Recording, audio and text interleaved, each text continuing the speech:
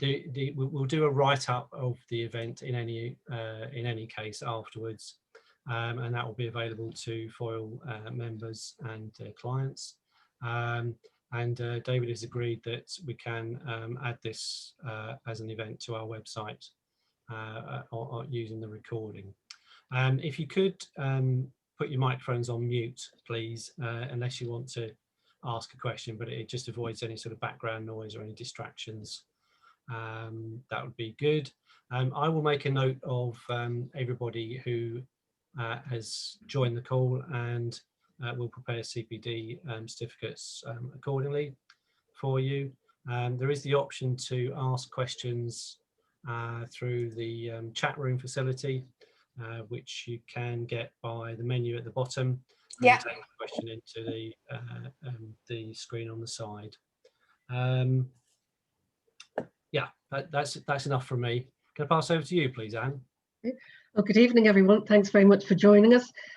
Just a few issues I'll draw your attention to. Just to mention that insurers can actually sign up on the Foil website, and it's via the select membership screen, and that gives access to updates and newsletters and also write-ups of previous learning events. So essentially, if you Google Foil Ireland, that'll bring you directly to the website. We try and arrange at least a monthly learning event. Just a date for your diary. The next learning event will be presented by Simon Kearns BL, and it's scheduled for the 6th of March. And Simon will be talking about potential COVID claims and also recent Court of Appeal decisions, including the case of Naughton against Cool Running, which is the ice skating accident case that's drawn a lot of attention recently. For future dates, if you check the Foil diary on the Foil website, or if you want to drop me an email, I'll happily fill you in on future dates. I'm delighted to welcome David Boughton BL to speak this evening. I'm sure that most of you here present know David already. He's a junior counsel who qualified in 2008. He practiced with Dublin and Eastern circuits, and he specialises in personal injury, medical negligence and product liability. I personally have the pleasure of working with David on a number of state claims agency cases, and I value his expertise and depth of knowledge. And I'm always glad when he's nominated by Claims Manager. The theme of David's talk today is 2020, a year like no other. And I think that just about sums it up, really. And it's probably an understatement of anything. The fallout of last year is likely to touch upon many aspects of our personal and working lives. And it's unlikely that things will ever go back fully the way they were. And I'm very interested to hear what David has to say. So without any further ado, I'll hand the floor over to David. Hey, thanks very much, Anne. I'm just going to share my screen because I have a PowerPoint that I'm going to speak to as we move through the various cases from 2020.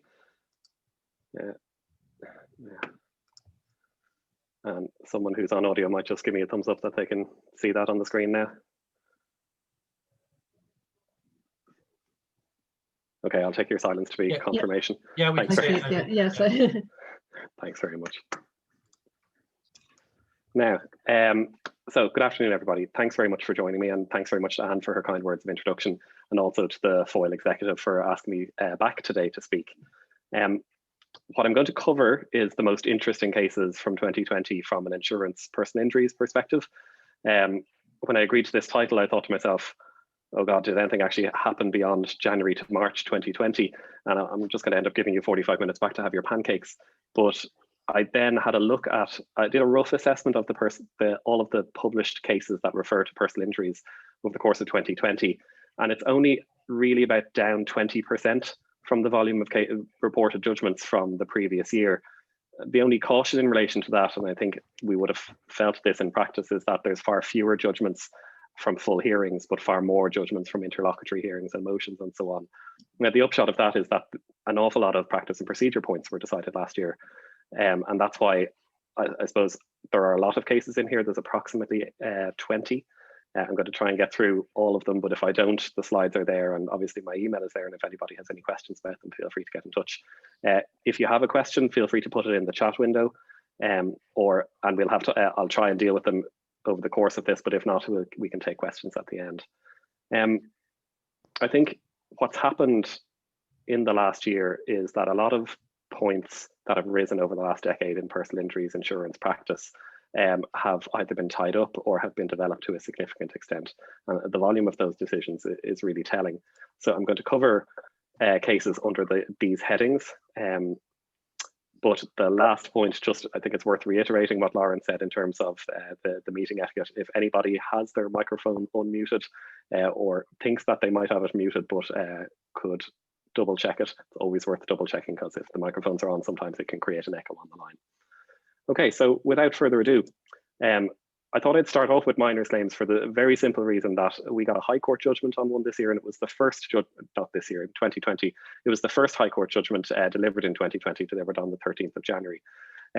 One of the interesting points I think about this is that the judge who delivered it, Mr. Justice Simons, doesn't ordinarily hear cases in the field of personal injury, and as a practitioner wouldn't have been a personal injuries practitioner. I think it's always interesting to get the eyes of somebody who's outside of the bailiwick on personal injuries practice. So in this case, it was an ex parte application, obviously, because it was a ruling of a PIAB assessment. PIAB had assessed the plaintiff's injuries from a road traffic accident at €20,000 plus special damages. And initially, the next friend had accepted it, and then papers were sent to council to draft the ruling application. Council expressed a concern. I think reading the case, what it says is that council was concerned that one of the medical reports referred to a possibility of future surgery. And so there was a unusual situation where the assessment had been accepted, but then the ruling was brought to the court and the court was being urged to reject it. Now, first of all, the Judge Simons had a problem with the fact that it was brought in the High Court at all. There is a suggestion maybe that it was only brought in the High Court for the purpose of more costs, but he was satisfied to deal with it on the basis that he felt that if it was dismissed and brought again in the circuit court, it would have created more time and trouble, and I suppose consequently costs. And clearly he had costs on his mind, in that he was of the view that if a claimant in PIAB rejects an assessment on behalf of a child, there is no obligation on them to put that before the court. That's something that might be something of a novel proposition, in that it's often plaintiffs' practice to put up even rejected offers up to the court for safety's purposes. But he was quite adamant that there was no obligation upon the plaintiff to do it. But notwithstanding that, he was satisfied that the 20,000 wasn't sufficient having regard to the medical reports. And so he rejected the assessment. But crucially, he felt that because it had been brought in the High Court, where it shouldn't have been, but also he felt it shouldn't have been brought at all, he made no order as to costs. Okay. And then there's one other case in the context of children's cases that I thought was interesting that came up from Judge O'Connor. Very short judgment. I don't know if anyone has seen Judge O'Connor in the lists these days, but when he takes motions in the personal injuries list, he delivers an extempore judgment directly into his dictaphone. So we've seen a dramatic increase in very short judgments coming from him, but it's often helpful to be able to read these ones that ordinarily are lost and would only otherwise be available through the DAR. So in this case, it was a 10-year-old plaintiff who had climbed on a wall and a railing, and she injured herself on a spike on top of the railing. She was living with her grandmother at the time. The grandmother was the next friend, and the defendant wanted to argue want of supervision on the part of the next friend, and so brought an application to join the grandmother for liberty to issue and serve a third-party notice on the grandmother. This was opposed unusually by the third party itself. Ordinarily, the third party wouldn't be heard, but for a variety of reasons, the third party ended up being heard in the application. What she claimed was two things. She said, firstly, she didn't have she couldn't afford legal representation. And secondly, she said that she felt that if she was joined as a third party, she wouldn't be able to give instructions on behalf of the child with independence of mind. Now, Mr. Justice O'Connor was completely satisfied to reject those arguments, and he said that they weren't putting enough faith in the ability of the court and in the ability of solicitors and counsel to ensure that the child's interests were well represented, and he made the order joining her. The reason I think it's worth pointing this out, it's not exactly a controversial decision, but very often you see that if you're a defendant in a case where you want to allege that want of supervision on the part of the parent or the next friend, or in this case the grandparent, there are cases usually in the circuit and district court where you might try and do it by way of contributory negligence. But it's worth pointing out that you're not entitled to allege contributory negligence back against the next friend in the child's case. And if you do want to make a claim like that, you have to go through the third party procedure, which by necessity entails, taking a risk in relation to costs. So I suppose the watch out there would be, if you're going to make that case, you really need to make sure that you have the evidence to back it up. And moving on then to Section 12 orders, which were very fashionable, I suppose, in the early days after the introduction of PIAB, because it was a very easy way to rack up an easy cost order for plaintiff solicitors early on. For anyone who doesn't know, a Section 12 order allows a plaintiff to seek the preservation of evidence during the PIAB process, so before proceedings have issued.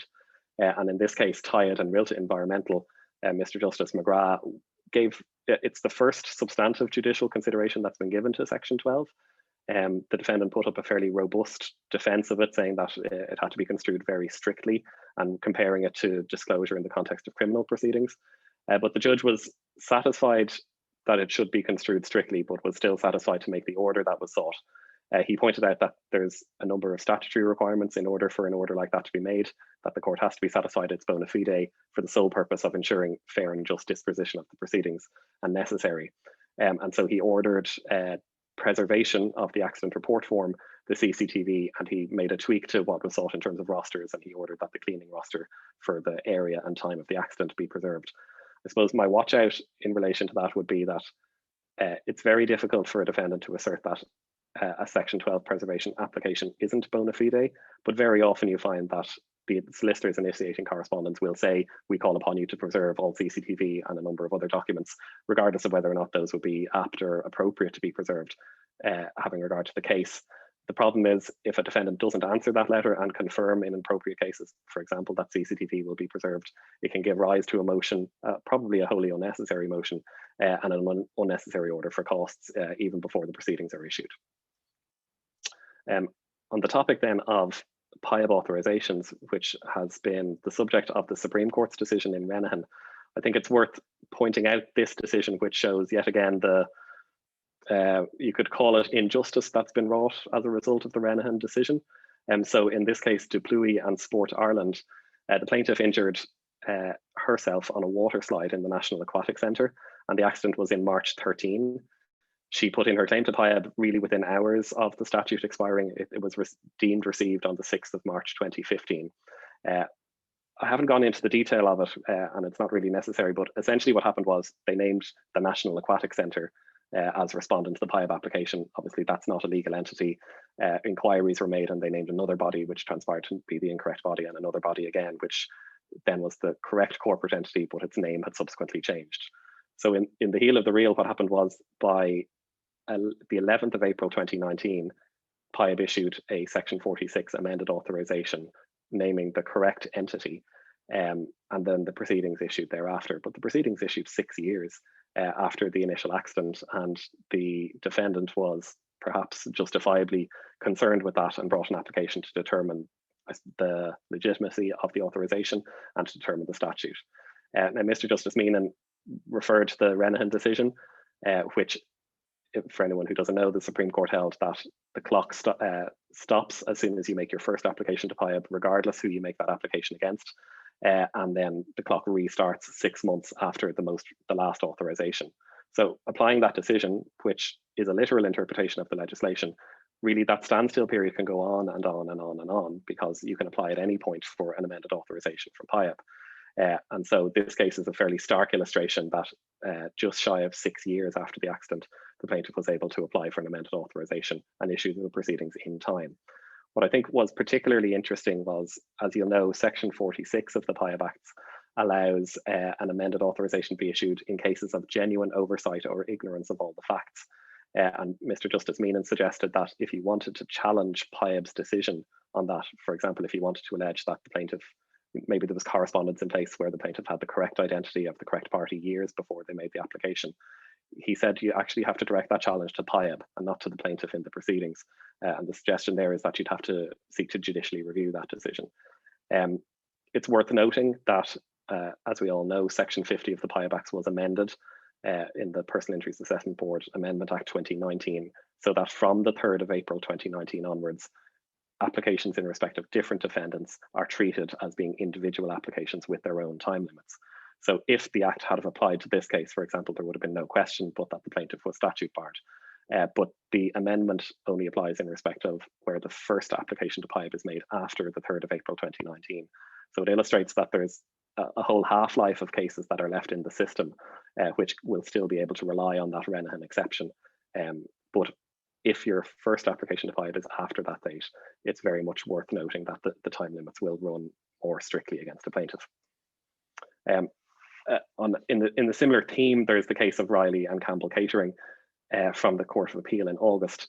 What happened there was that the plaintiff was an employee of the coffee shop concession in Our Lady's Hospital, Crumlin, and she fell down a stairwell in the course of her employment. Now, that happened on the 11th of June 2015, and it was only on the 30th of January 2019, some 3.5 years later, where the plaintiff's solicitor were told of the identity of the correct cleaning company, which was ISS, I believe, and they applied fairly promptly and got a Section 46 authorization and issued their amended summons thereafter. So, but what that led to was a situation where ISS came into the proceedings effectively 4 years after this accident happened. This was the first they'd heard of it. Because of the Renahan exception, they weren't entitled to rely upon the statute, but what they brought was an application to dismiss the proceedings on the grounds of delay, and they cited prejudice, including a reference to the fact that they had lost the contract for cleaning services in the hospital in the interim, and that they said it hadn't been reported to them, they didn't have records, and they wouldn't be able to carry out an inspection and so on. And they were successful in the High Court. Mr. Justice Barrett dismissed the claim, but on appeal that was overturned, and Ms. Justice Whelan in the Court of Appeal said that the court below had confused various concepts. Essentially, he had amalgamated pre-commencement delay concepts, post-commencement delay concepts, and the statute of limitations, whereas in fact the only delay that they could have relied upon was really post-commencement delay, of which there wasn't any. The reason I think it's interesting from a practitioner's perspective is that the High Court had put significant emphasis on Section 8 of the 2004 Act, which deals with the prompt notification of claims, and the High Court was very adamant that that section evidenced a policy on behalf of the Oireachtas that claims should be notified in a prompt manner. But I think regrettably for most people attending this, the Court of Appeal held that that was totally irrelevant to interlocutory applications, noting that adverse inferences could be drawn by a trial judge in the respect of failure to notify promptly. But pointed out that, in fact, the plaintiff had claimed that she had reported the accident to her supervisor, and the court seemed to be satisfied that that would be enough to comply with Section 8. I think that's incorrect on a literal reading of Section 8, which requires a notification in writing, including certain matters. But I think anyone who's tried to deploy Section 8 in practice has met stiff resistance, and no sign of any change of that from the attitude of the Court of Appeal in this case. Next, moving on to the topic of limitations.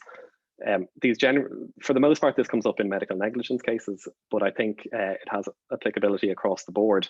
I wanted to talk first about, there's two cases here. The first is the Coughlin and Minister for Defence case. For anyone who's familiar with the Tobin decision on discovery, this is another case in a similar vein to this that was brought for toxic exposure during the plaintiff's course of his employment with the Defence Forces. He claimed that he'd been exposed between 1994 and 2004, but brought his proceedings in 2013. And when the plea under the statute was made, he claimed that his date of knowledge arose after he received an expert opinion from a clinical toxicopathologist.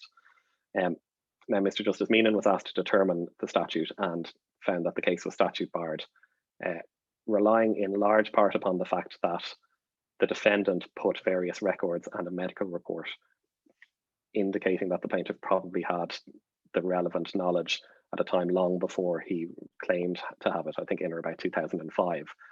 Now, that was appealed to the Court of Appeal, and again, it was overturned. And this is the point for practice.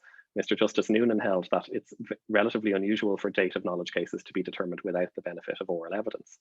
He says where there's a live issue about what the plaintiff knew and when he knew it, it's normal that this could only be resolved, or couldn't be resolved by the court on affidavit, except maybe in the clearest of cases.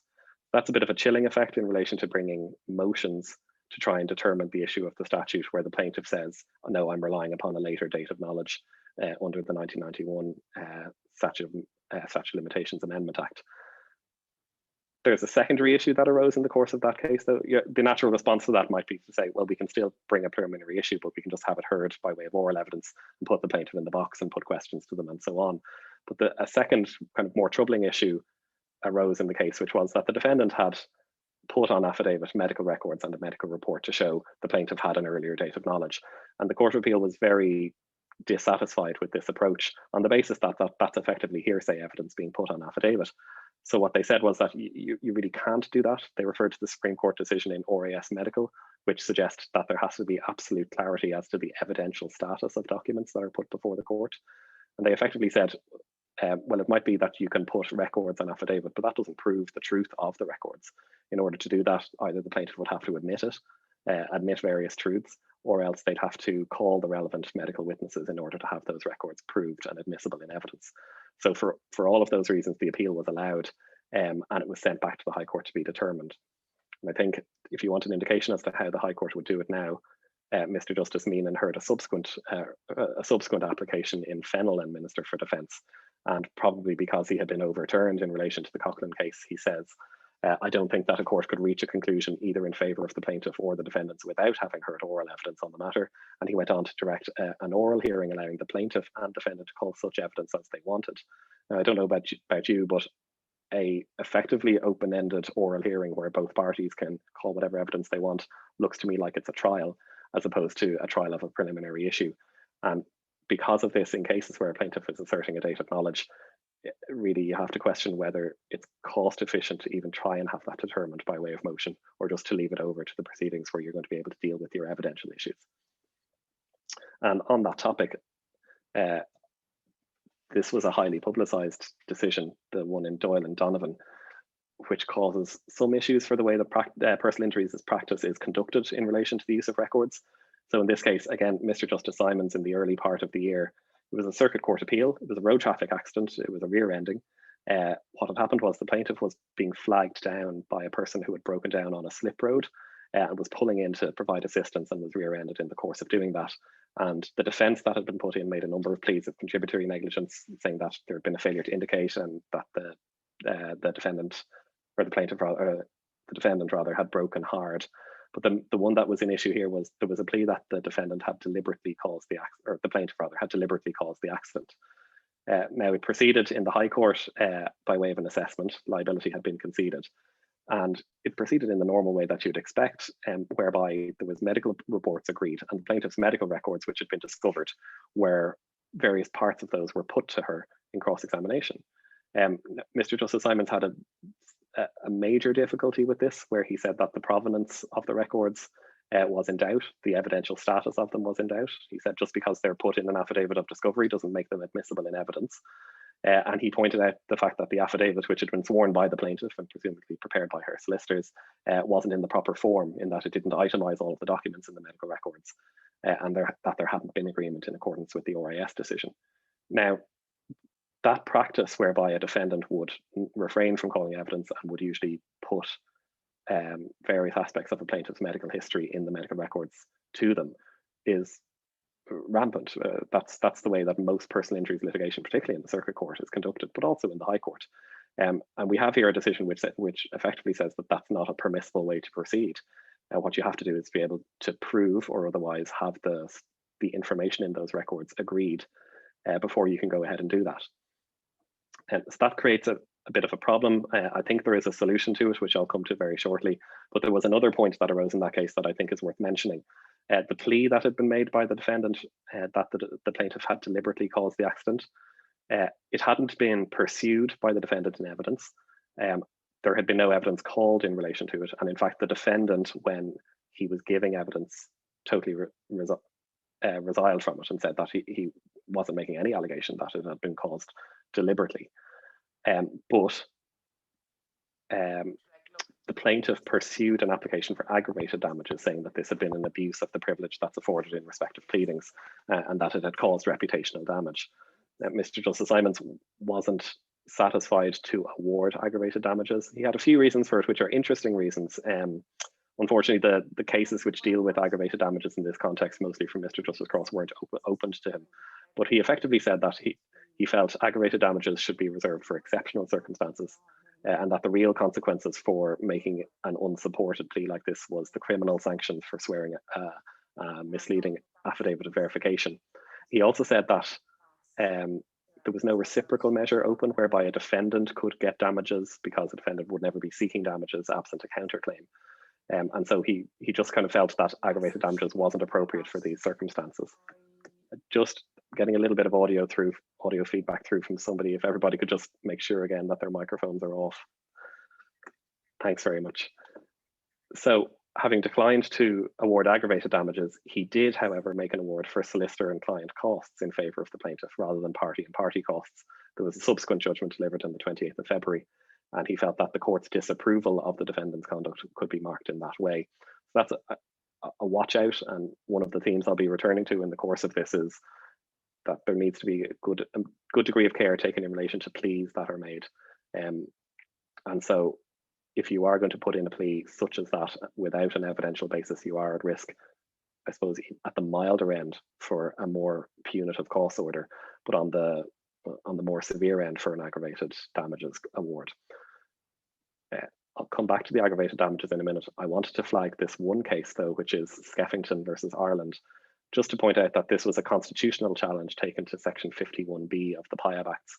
And that's the provision that provides that no costs can be legal costs can be recovered as a result of the PIAB Acts.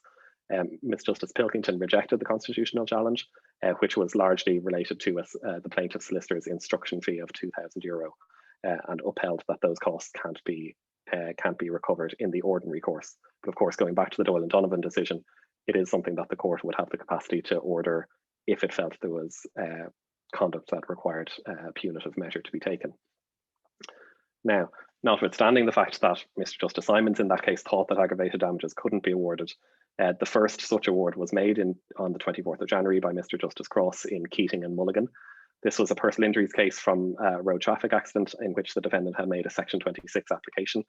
That application was brought on the basis that there was a prior, what the defendant said was a prior relevant accident, and a subsequent accident which had been suppressed, so it hadn't been referred to in replies to particulars, and certain medical professionals hadn't been told about it. Mr. Justice Cross refused the Section 26 application, which probably doesn't come as much of a surprise, but he went further than that and said it was actually unmeritorious and it went beyond what was required or supported by the evidence. And so, based upon previous warnings that he's given in cases about unmeritorious Section 26 applications, he awarded €10,000 in aggravated damages on top of the 70,000 award that was given, so a total of 80,000. I think just looking at the decision, it's hard not to feel a little bit of sympathy for the defendant's position in that case. Replies to particulars have been furnished which didn't refer to a previous accident that had been verified by affidavit. There was some dispute as to whether the injuries from that previous accident were relevant, and ultimately the court held that they weren't. And then there was a subsequent, I think, road traffic accident as well, which must have been relevant. I think Mr. Justice Cross was influenced by the fact that these came to the defendant's attention before the trial, and they actually wrote to the plaintiff's solicitors and invited them to provide them with the reports in relation to that accident, and that was done. So ultimately, I think the judge was satisfied that the defendants weren't actually prejudiced in any way, or nothing had actually been concealed, despite the fact that I think the plaintiff had been less than forthright in relation to her obligations to disclose those things in pleadings. Returning to the topic then of documents and evidence, there is a solution to that issue that was identified by Mr. Justice Simons, which is the Civil Law and Criminal Law Miscellaneous Provisions Act 2020. This was commenced on the 21st of August, and so it's free for application from now on. And I'm not going to go into that text in great detail because it is quite technical.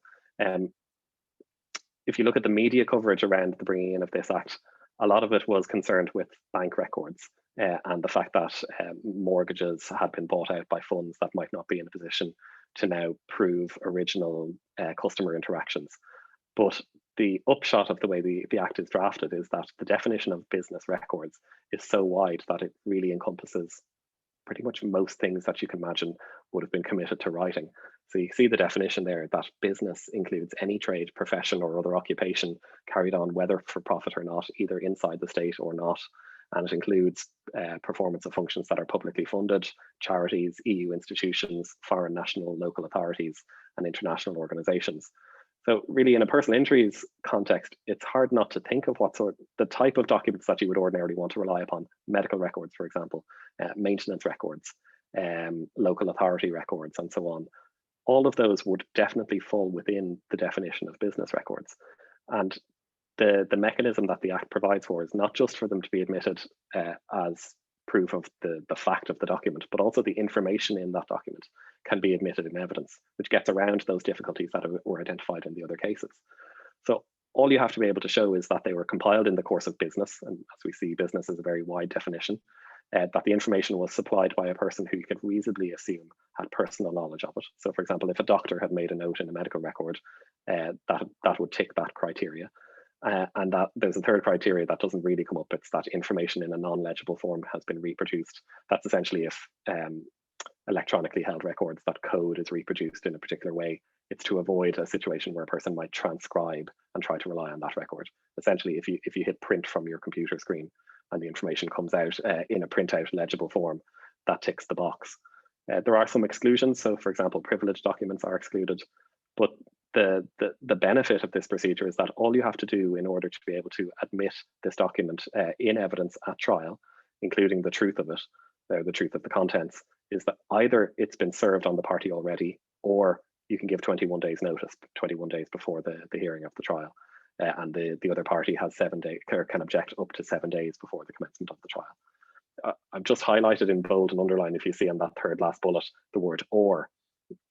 So if the document that you want to rely upon and have proved in evidence has already been provided to the other side, you can rely on it, and you don't even have to serve the notice based on the literal reading of the section. Now, I think it's probably prudent to serve the notice in all cases, but based on that, say for example, you wanted to rely upon the records that you had made in your own affidavit of discovery, say a cleaning schedule, for example. There's no difficulty with you showing up at trial without a witness to prove that schedule, and relying upon these provisions in the 2020 Act to say that can be proved in evidence, not just that there was a cleaning schedule, but also what's said in that cleaning schedule is correct. Now, the trial judge has a residual discretion in all cases to disapply the time limits or to refuse to allow a document to be admitted. But the Act is very strong in terms of providing that mechanism for records that really can be relied upon to be admitted without a person having to get into the box and say, yes, that is the record. I think if you're getting an advice on proofs in any personal injuries case that doesn't make reference to this, you should be going back to counsel and saying, is this something that we could rely upon? Because it really can get both parties, but defendants in particular, out of tight spots in terms of proving documents that might otherwise be difficult to prove. Now, I said I'd come on to the topic of particulars. Anyone who's been to any of my previous talks will know that the decision of Mr. Justice Hogan in Moffatt and Armstrong has created significant difficulty for defendants trying to ascertain information in relation to plaintiffs' claims for a number of years. There's been what I think is a slow erosion of that decision over the course of the last 7 years, but no more so than the decision from the Court of Appeal in Crean and Harty, which is a decision of Mr. Justice Collins from last December. I don't know if the text there is very small, but I'll go through the main points. It was a hip replacement operation that the plaintiff claimed had been carried out without informed consent, in that he said he hadn't been told about various risks. And the defence was a fairly standard defence, which included denials of liability, and there was a denial that the defendants had failed to obtain informed consent. So a double negative. And then the plaintiff sought particulars arising from the defences, and maybe perhaps ironically, the defendant relied on Moffatt and Armstrong to say that's a matter for evidence. They also said that you're not allowed to seek particulars on a denial. A denial is a denial. But the plaintiff relied upon the Civil Liability in Courts Act 2004, which you'll all be familiar with Section 10, which places pleading obligations on plaintiffs, but Section 13 places pleading obligations on defendants. It says that full and detailed particulars of each denial or traverse and each allegation, assertion or plea comprising the defence have to be provided. So the Court of Appeal considered the decision of Mr. Justice Hogan and Armstrong and Moffatt and pointed out that actually in that decision, what Mr. Justice Hogan says is, if you've complied with your statutory pleading obligations, then further particulars generally aren't allowable, and he didn't like the standard form long interrogation style notices for particulars. But going back to that first point, the qualifier, the first thing you have to do is comply with your statutory obligation. And the statutory obligation on plaintiffs is fairly extensive, and so too is the obligation on defendants. And so the court referred to the fact that the Oireachtas wouldn't have brought in this obligation, have interfered in what was previously the domain of the rules committees, to place a pleading obligation on a statutory footing if it was just intended to enshrine the status quo. So it held that actually there was an obligation after the passing of the 2004 Act in personal injuries claims to plead with greater precision and particularity. And actually this bald defence, or this straight denial that the defendants was saying they were entitled to put forward, Mr. Justice Collins said, actually that's what the Act is specifically targeted at preventing. And so he ordered that the particulars be provided. Now the question was, how do you provide particulars of denial? Like if a defendant says it's denied that we were negligent, are they going to be obliged to go into detail and say precisely how they were negligent? I think arguably not. But in this case, what they said was it's denied that you weren't provided with informed consent. And so in that circumstance, it was effectively a double negative, which amounted to a positive plea. And therefore, he held that the defendants did have to set out their position on why they said that the plaintiff had been provided with informed consent. And he didn't see any difficulty or any great burden with doing that. He referred to the Supreme Court decision in Quinn and PricewaterhouseCoopers, which people will have heard me refer to before. That was a very complex case, but there's this wonderful passage for defendants in it where Mr. Justice O'Donnell says, even in a run-of-the-mill personal injuries claim, a plaintiff has to do more than say that the defendant failed to swerve, brake, stop, or slow down so as to avoid the collision. I think anyone who practices in personal injury would that's an awful lot of detail to get from a plaintiff's claim in a road traffic accident case. But it's helpful because these are the courts, the highest court in the land, saying no, you have to give much more detail in that. And now you have this Court of Appeal decision saying, particularly in personal injuries cases, it's important that detail is given. The defendants had also said that this information that was sought was known to the plaintiffs, or it would be known once they exchanged expert reports. And again, the court pointed out that that's rarely a sufficient answer to particulars. I think when we receive replies to particulars in as defendant lawyers, we often see that that's within the defendant's knowledge. It's important to remember that that's not an answer. It's not an acceptable answer. The plaintiff, if the request for particulars is valid, the plaintiff can't say, well, you already know. They have to put it on the pleadings. And when it's on the pleadings, it has to be verified by affidavit and it has to be subject to things like discovery and interrogation and so on. And so my takeaway from the case really is that pleadings in personal injuries cases have to set out full and detailed particulars of what the case actually being made is. And that applies to both sides of the litigation. So you can't expect that of the plaintiff and then put in a bland denial defense. You need to know what your defense is at an early stage, and that emphasizes the importance of getting instructions at as early a stage as possible. There's two other decisions that are just worth mentioning in this context. I think Crean is the most significant takedown of the Armstrong and Moffat decision, but it's worth pointing out that Mr. Justice Humphreys has on 2 occasions expressed some amount of disquiet with that.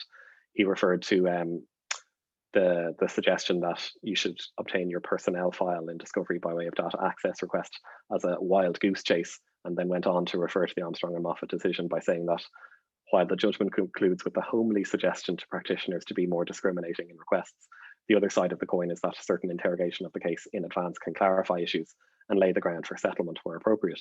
It can also save costs. One of the things piece of advice I often give to my devils when they come and ask about how I should reply to how should I reply when I'm asked, do you have any witnesses? Please identify the witnesses. That don't say that's not a matter for particulars, because if you have witnesses and you tell a defendant that you have witnesses early on, it actually does make the defendant more inclined to consider settlement of the case, because they're in a position to compare their evidence versus yours. Whereas if you don't have witnesses, that can also be of assistance to clarify the parameters of the case from an early stage. And that's just one example in which settlement can be encouraged by an appropriate answer being given. Mr. Justice Humphreys returned to that topic in the Summers case. Again, it was in the context of discovery, but he said that he felt that Hogan J had refused what I respectfully say seemed to me to be some reasonable requests for particulars on the basis that the defendant should have pursued interrogatories, which he thought was a singularly inappropriate method to answer open-ended questions. And he referred to the sort of procedural merry-go-round that can arise in these situations, essentially saying that if you don't come in on a discovery motion and say a plaintiff should have sought particulars or should have sought interrogatories, ultimately, if the information is going to come out at some stage, it's best that it come out all in one go and at the earliest point possible. What's interesting to note is that was an application for intra-defendant discovery, which the defendant from whom discovery was sought opposed on the basis that they said that the pleadings hadn't closed because they hadn't delivered their defence. But the court pointed out that in an intra-defendant discovery case, the only pleading of relevance is a notice of indemnity and contribution. Because that had been served, the pleadings were closed, and it was fair game for the other defendant to look for discovery. I think that's an important point to remember if you are in multi-defendant actions and you want to get your co-defendant's documents. And on that topic, I'm not going to linger too long on discovery, but there is one very important decision that came out last year in the Mix-Wallace memorable surname versus Dunn case. So again, this was in the Court of Appeal, and the facts that led to it were slightly convoluted. But the reason I put it here is because it deals with what happens when you have multiple applications for discovery, and it also deals with the medical records discovery. So it was a child who'd been injured in a road traffic accident who then developed a rare genetic disorder called hypermobile Ehlers-Danlos syndrome. So the plaintiff had already gotten the standard 3 years of pre-accident medicals by way of voluntary discovery, but and they knew about this this condition, which had been referred to in the summons. But there was at some point there was a delivery of particulars which changed the picture and put that syndrome into the causation picture to a much greater extent. And so the defendant then came back and said, well, no, now we need discovery of your post-accident records because there's special circumstances here. They brought a motion and they succeeded in obtaining some records, but most of it was refused. And then fast forward to when SI 391 happens and medical reports are exchanged. At that point, the plaintiff comes back and seeks further post-accident discovery and identifies 8 separate categories that they say they need and their experts need in order to deal with what's now a case for future care for the rest of the plaintiff's life. So very significant action. But Mr. Justice Murray pointed out the number of cases that have been delivered, mostly coming from him, to be fair, where he pointed out that the amendments to the rules in relation to discovery now provide that if you're coming for a second bite of the cherry, what you're actually looking for is an application to vary an existing discovery order or discovery agreement. And so it's not enough for you to come to the court and say, well, it's relevant and necessary if you've already had that first bite at the cherry. You have to go further and show a good reason why you hadn't sought it in the first place. That's a very useful decision and a very useful principle for situations where I think we've all found that sometimes plaintiffs can come for discovery upon discovery and categorize it as further and better discovery when in fact it isn't. And if they're not in a position to say that something has changed or there's some particular good reason or special circumstances why they should have a second go at discovery, they're not even going to get off the ground. And that's what happened in this case. The court wasn't satisfied that that good reason had been shown. It's also worth bearing in mind, if you are a defendant and you want to issue an early request for discovery from a plaintiff, you might be locked into that request. So you should be maybe hesitant certainly before you've got to defense stage, or maybe even before you've gone to proofs stage, to look for discovery from a plaintiff, because if your senior counsel comes back and says, please obtain further discovery, you might be hampered in doing so if you've already done it. Now we're getting towards the end, which I'm delighted with in terms of my timekeeping. There's two decisions that I wanted to refer to in terms of liability. As I said, there weren't many cases where personal injuries claims went to full hearing over the course of 2020, and most of them were fairly what I could call pedestrian in terms of they were relatively banal cases where evidence was decided one way or another and damages were awarded one way or another, and that was it. But there were two that I wanted to pick out because they established what I think are interesting premises. The first is the Sheehan and Bus Éireann case, which was a decision of Mr. Justice Keane, and it's a claim for psychiatric injuries. What happened in the case was that the plaintiff was the driver who came upon the scene of a collision, and the question was whether there was a duty of care owed to her to not inflict psychiatric injuries, and it was accepted that she had a diagnosis of post-traumatic stress disorder as a result of coming upon the collision scene. Most of us in that context would be familiar with the primary victim, secondary victim distinction that comes from the English law. But what Mr. Justice Keane held in that case was that he didn't need to determine it on those principles, because he held that a motorist within the radius of flying debris from the collision was a primary victim, and she was therefore a participant in the accident and was entitled to be compensated for those reasonably foreseeable psychiatric injuries. I think that's moving that area along to a significant extent. And the watch out that certainly rang for me was that the judge cast a significant amount of doubt over that primary victim, secondary victim distinction, and seemed to doubt the English case law that it comes from, which could have profound implications in the appropriate case. Now, we all know that Mr. Justice Keane tends to go into the academics when he delivers written judgments on topics, and it is a very thoroughly researched judgment, one that might not withstand, or might stand up to a good deal of scrutiny, because he does go into a lot of the English case law on it.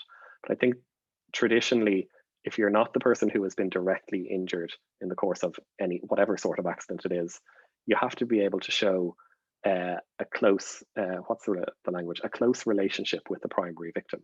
So if I'm not within that accident radius and I come upon an accident scene where there is a person who's very badly injured coming out of a crashed vehicle, unless that I have a close relationship with that person, traditionally I wouldn't be able to claim damages for any injuries I might suffer as a result of witnessing this.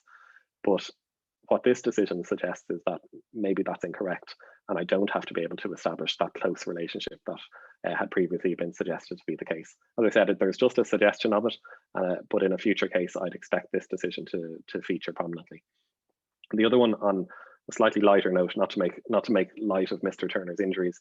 In the case of Turner and the Curragh racecourse, Mr. Turner was out running in the Maddinstown Gallops at the Curragh when he was collided with by a galloping racehorse. Mr. Justice Keane described this as I think a singular sort of case, a unique occurrence. He rejected the contention that was made in relation to liability. It was a bit of a wing and a prayer for the plaintiff, because they had to accept that they were a recreational user, and so they were really going to be in difficulty establishing negligence. What they contended was that a sign should have been put up, and effectively Mr. Justice Keane said that there couldn't be that sort of obligation. He said, where would it begin and end? In effect, you'd have to have signs all over open spaces directing people as to various hazards. And he referred helpfully to the inherent dangers of being on outdoor terrain, referring to the Weir and Rogers Trust case, which happened on a cliffside. Effectively, that you'd spoil the natural amenity if you had to put signs everywhere, and that people should really know that if they're outdoors that it might not be safe underfoot. But in this case, I think it's interesting from a contributory negligence perspective, leaving aside the fact that he couldn't impose liability on the defendant. He said in any event he was satisfied the accident was caused wholly by the plaintiff's own negligence. He said in his evidence, Mr. Turner contrasted the proper lookout that he keeps when crossing a public roadway with, to borrow the horse racing expression, the blinkers he asserts he's entitled to wear, figuratively speaking, when running on the Curragh. An interesting point to note, and the reason this case came to my attention actually in the course of my practice, is that there was a question over whether you could claim contributory negligence against a plaintiff for wearing headphones. And there is either Australian or New Zealand decision which says that can't be contributory negligence. In ordinary society, you're entitled to go about your business, provided you're taking care for yourself. I'm not sure that would necessarily hold water for a cyclist, for example, if they were listening to loud music and reducing their senses. And Mr. Justice Keane kind of says, yeah, I agree with that. It can't be contributory negligence, but deals with it on a causation basis, where he said, actually, the reason this accident happened was because the plaintiff wasn't keeping a lookout and wasn't in a position to hear the galloping horse that came down upon him. So an interesting one from that perspective. And then finally, I've saved this case for the end because it's one of the, I suppose, the centerpiece cases from last year, the decision of Mr. Justice Noonan in McKeown and Vocella. And I think it's worth, I have 10 minutes left, it's worth spending maybe a little bit of time on this, because it's the case that as defence personal injuries lawyers, we encounter all of the time. It was described as a simple personal injuries claim. It was a road traffic accident, a rear ending, assessment only. Specials had been agreed, medical reports had been agreed. The plaintiff was the only witness, and there was no issue in relation to exaggeration or misleading evidence. A very straightforward claim. Ms. Justice O'Hanlon heard the case in the High Court, and she awarded €70,000, for general damages, together with agreed specials of 6. And a very brief picture of the injuries. The judgment does set out the details of the medical reports, but essentially soft tissue injuries to the back. The plaintiff missed 6 weeks' work. She had a subsequent MRI because some of her symptoms were lingering. The MRI showed that she had low-grade degenerative changes, which had been pre-existing but asymptomatic. It's the sort of case that we see all of the time. She didn't have any particular medical intervention. There was no pain specialist. I don't recall off the top of my head, but there was minimal reference to physiotherapy and so on. But she did claim that the accident lingered and that it caused her some difficulty on an ongoing basis. The Court of Appeal slashed the damages. General damages were reduced to €35,000. What the breakdown of that, I believe, was 25,000 for pain and suffering to date for the back, an extra 5,000 for the neck, and then an extra 5,000 for pain and suffering into the future, total of 35 plus the 6,000 of agreed specials. But the court made some very interesting comments in relation to how damages in personal injuries cases should be dealt with generally. This is a recurring theme in the Court of Appeal for the last few years. We'd all be familiar with the Payne and Nugent decision, Nolan and Ruenski, and Shannon and O'Sullivan, where the Court of Appeal, mostly Ms. Justice Irvine, when she was on that court, was saying there has to be downward pressure, awards have to be proportionate, there has to be fairness, there has to be common sense. And in this case, Mr. Justice Noonan said that it couldn't be fair to either the plaintiff or the defendant that the value of the case depends upon the identity of the trial judge. That personal injury litigation shouldn't be a lottery, and the plaintiffs and defendants alike are entitled to reasonable consistency and predictability. I always think it's funny when you have a client who has never been in the personal injuries list in Dublin, in the High Court, where it is quite literally a lottery what judge you get because your name is pulled out of a tombola. And the reaction you get to that sometimes is one of complete bemusement. But we all know that there are some judges who are likely to be more plaintiff friendly in terms of liability and in terms of damages. It's not controversial, I think, to say that Ms. Justice O'Hanlon would be regarded as one of the more generous judges on both fronts. The Court of Appeal made a number of strong references in relation to the Book of Quantum. I think in terms of recent news, this is what was said by the court bears repeating. It's based, Mr. Justice Noonan started off by talking about the insurance burden and that there had to be proportionality in society. And he made reference to the Book of Quantum having been around since 2004, but having had surprisingly limited impact on the level of awards, particularly having regard to the fact that it was mandatory for a trial judge to refer to it before awarding damages. He said it was to be viewed only as a guide, but that in many cases its value would be limited for a variety of reasons. But it does recognise that there are different categories of severity of injury, each of which has an approximate band in values. And what he said was that effectively overlays practice whereby practitioners have a sense of where an injury lies in the spectrum of awards. But he said that the successful operation of a personal injury scheme was one that was dependent on predictability, and that it's the Book of Quantum which sought to introduce that measure of predictability. He referred to the updating of it in 2016, which was considered to be long overdue. And finally, referred to the fact that the importance of consistency in awards is a major factor having regard to the recent Judicial Council Act and the guidelines, which are forthcoming, which will replace the Book of Quantum, but have the same objective identified in that act, being to promote consistency. And of course, we are, as I delivered this address, as I was preparing this address, I wondered whether it was even worth talking about quantum and assessment of damages at all, given that once the Judicial Council guidelines come into effect, as we expect that they will very shortly, I think all of the old cases are really going to be thrown out in relation to it. What this decision is useful for is pointing out that as long as we are still dealing with the Book of Quantum situation, that the Book of Quantum does need to be referred to, does need to be applied by the courts. And also the Court of Appeal endorsed the practice whereby practitioners would address the court in relation to damages, noting that's something that traditionally seems not to happen and that there isn't any particular reason for it. Anyone who's been in a recent High Court personal injuries case will notice that the trial judges are now starting to invite counsel to address them in relation to damages when they get to that stage. And that invitation might be declined or taken up. But what the importance of this decision is that it says that everything that is said about the Book of Quantum has equal application to the judicial guidelines when they come in. And I suppose as a concluding remark, all I'd say is watch this space. I've just selected the most recent headlines in relation to the Judicial Council guidelines there. There was an article in last Sunday's Times suggesting that the personal injuries practitioners would all be out of a job as a result of these guidelines coming in. While they haven't been published yet, there's been a suggestion that a undisplaced fracture to the nose could attract as little as €500. There's suggestions mostly from plaintiff practitioners and solicitors that if these guidelines come in, it might make it actually economically impossible for them to be involved in cases that would be currently regarded as circuit court or district court cases. And it's regarded as, by and large, a success for the insurance lobby, provided, of course, that the government does bring them in as we'd expect them to do. And so that's our helter-skelter ride through 2020 and the decisions that are made. I haven't had a chance to look in and see if there are any questions, but I think maybe now would be an appropriate time to take any, if anybody has them. David, there is one that's come in on the chat room. I'll read it out exactly as it stands. It says, re particulars and crean case.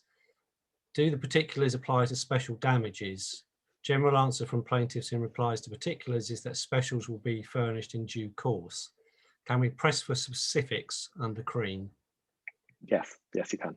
And it's not just crean that provides that. That's been there since 2004. So section 10(2)(e) of the 2004 Act says that the plaintiff in the personal injury summons has to specify full particulars of special damage claimed. Now, as we know, when you raise a notice for particulars saying provide particulars of your special damage, you very often get a response saying that'll be done in due course, or it's unascertained and continuing, or it's being collated and so on. I wouldn't go so far as to say that it would be worth issuing a motion just to get particulars of special damage, because there is still that, I think, that the hangover from practice in relation to a lot of the judges that, oh no, that like you'll get your schedule of special damages before the trial and that's fine. But the problem with not knowing what special damages are is, well, obviously you need to know that in order to be able to adequately reserve your files. But also in terms of valuing your case, it's very important from a perspective of if you want to put in a tender or a call to bank offer or an offer without prejudice save as to costs or any of these things. It can be very frustrating where you put in a very carefully considered tender that then gets made redundant by the fact that the plaintiff says, oh, actually my loss of earnings is now 15,000.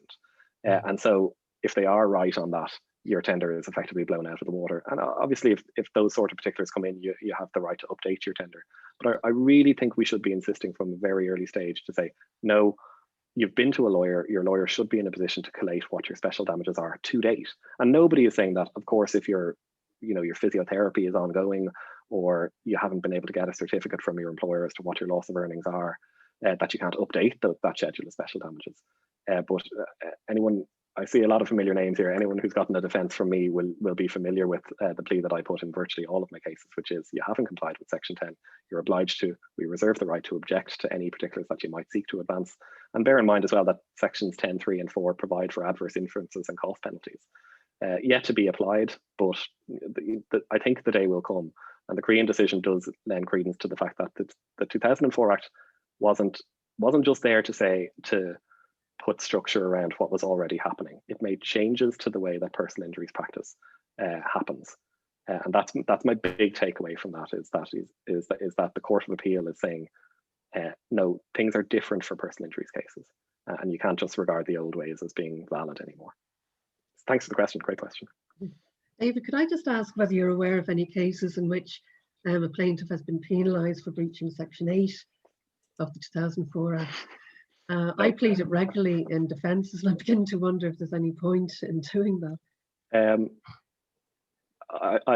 I'm holding out for the day. The only decision in which Section 8 has been applied in any meaningful way, as far as I'm aware, is, now I'll struggle to remember the name of it. It's the case for the tourist who fell in the National Museum, Baldwin and the National Museum, where what happened there was they said because of the failure to notify at an early stage, they hadn't been able to preserve the CCTV. But actually what had happened in that case was the CCTV had been kept. It had been viewed by a witness for the defendant, and then that witness wasn't called to give evidence. So Ms. Justice O'Hanlon turned it around on the defendant and said, I am going to draw an inference. I'm going to draw an inference against the defendant for not calling the only witness who saw the CCTV. And so it backfired in that circumstances. I was interested when Mr. Justice Barrett's decision in O'Reilly came out, because to my mind, it was the first major endorsement by a court of Section 8, albeit that I think he misapplied it in that it's not relevant at an interlocutory stage. It couldn't be the case. It's for a court to draw an adverse inference.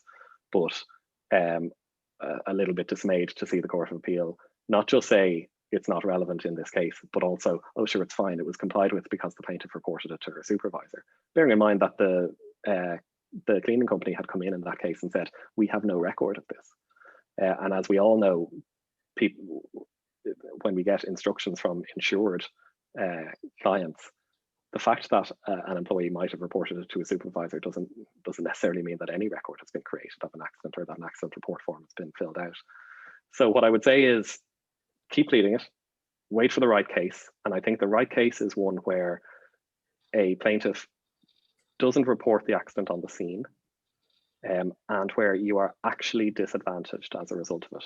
The case I've always had in mind for this is your kind of petrol station forecourt slip and fall, where the plaintiff slips and falls, suffers an injury, says nothing, doesn't report it to anyone in the station, goes to a solicitor 12, 15, 18 months later, and an application goes into PIAB, and your CCTV, really the only evidence you'd be in a position to call to try and dispute liability, is gone. I think in that sort of scenario, that's where Section 8 might come into its own, but I'm waiting for that case. So we'll have to see. Okay. Could I just ask as well what your views are in relation to the judicial guidelines coming down the track? Will they apply solely to soft tissue injuries or across a broad spectrum of injuries, and will they be retrospective? I don't think that they can be retrospective. That's one question that's coming up an awful lot at the moment, which is, what court do I issue in? You know, I have a fairly humdrum road traffic soft tissue recovered within a year. It'd be your kind of classic, do I put it in the district court? Maybe would I put it in the circuit court? But when these guidelines come in, I'm going to be getting €500 and a kick on the rear end. I think it would have to be, because they are guidelines and they're not legislation, the presumption against retrospective effect doesn't necessarily kick in. But I really don't think that there's going to be a suggestion that any cases that are yet to be determined could have them applied against them. So if you have a case in being that comes on for hearing after the guidelines come in, I would expect that the court will apply them. But if you have a case that's already been determined and that's under appeal, I don't expect them to be applied in that context. I think that'll be unfair on plaintiffs. Now, the first part of your question is what we can expect from them, and that's, I really don't know. I'm not in the circles that where, obviously, to an extent they have been leaked, and there's a suggestion in a lot of the media that journalists have gotten their eyes on some of them, and there's been some leaks from politicians. The €500 for the undisplaced fracture to the nose is an example of one. But the fact is, I haven't seen them, and I don't know what they say. There may be some people here who have seen them. I might be in a position to shed some light on it, but I don't think it's going to be soft tissues only. I think it's going to be, they are going to replace the Book of Quantum. So we can expect that it's going to cover everything from soft tissue injuries up to more serious fractures and so on. You know, and in that Court of Appeal decision, the Crosby one, Mr. Justice Noonan says a one-size-fits-all approach doesn't fit in every case, and that there will be cases which fall outside, but that for the vast majority of those cases which fall within those bands, that there should be that consistency.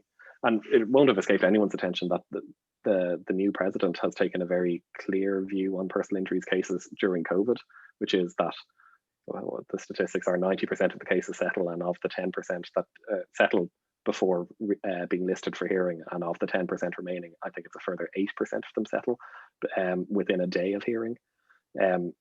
There's a mandate being sent out by the courts, go and settle. That's why cases that are listed for hearing in the High Court, where there are no judges to hear them, are still being listed for hearing and called over twice a day. And the same is happening in the provincial lists at the moment as well. The mandate is go settle your cases. But in order to do that, we need to be able to know, we need to be able to value them. And at the moment, that's totally up in the air. Thanks, David. Okay. Are there any more questions at all? I've got nothing else in the chat room. That's okay. It must have been very comprehensive. Yeah. Yes. Very good. Thank you. Thank you, David. Thank you very much. Very much appreciated. We're very grateful to you for taking the time to put that together and deliver it this afternoon. Very much appreciated by everybody, I'm sure. So thank you for that. As I said at the beginning, we'll produce a write-up and we'll dispatch CPD certificates to those that have attended. Okay. Thanks, everybody. Thank you. Thanks again. Bye Bye now. Thank you. Bye. Bye-bye.